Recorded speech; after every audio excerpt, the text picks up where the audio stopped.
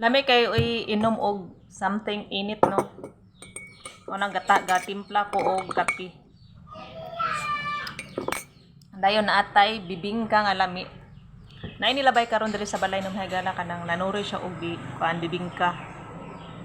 Ni palit ko kay akong i-partner ang kape.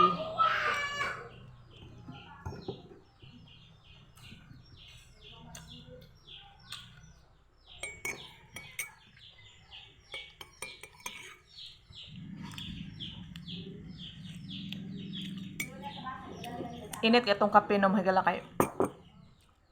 Ang kining ininit karon kani akong gamit nga ininit kay.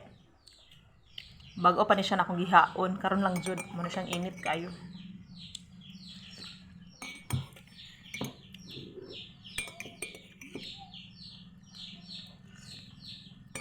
Pero ang ato ang bibingka medyo bugnaw na siya no kay.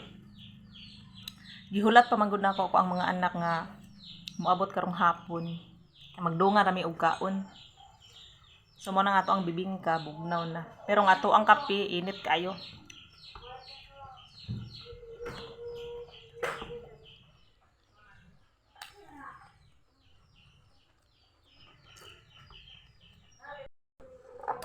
Naluto na nga to ang saging no sa mga na punta og saging na hinog. Gilungag na kun siya no mahigala.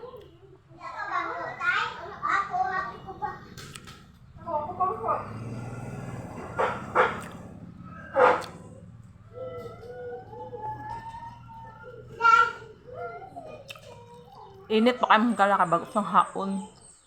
Aso-aso. Ang mga bata, kasi sila nangaon sa kusina.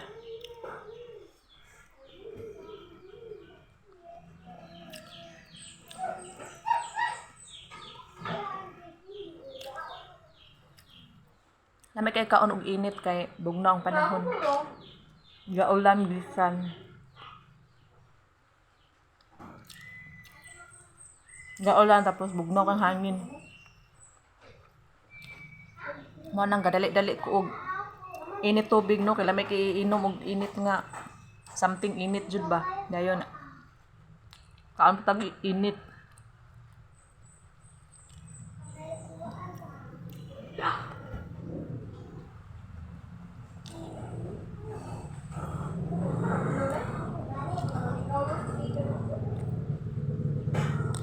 Ang uban no mahigala ka na magkaon lang saging kay kuan lang yung nani oh.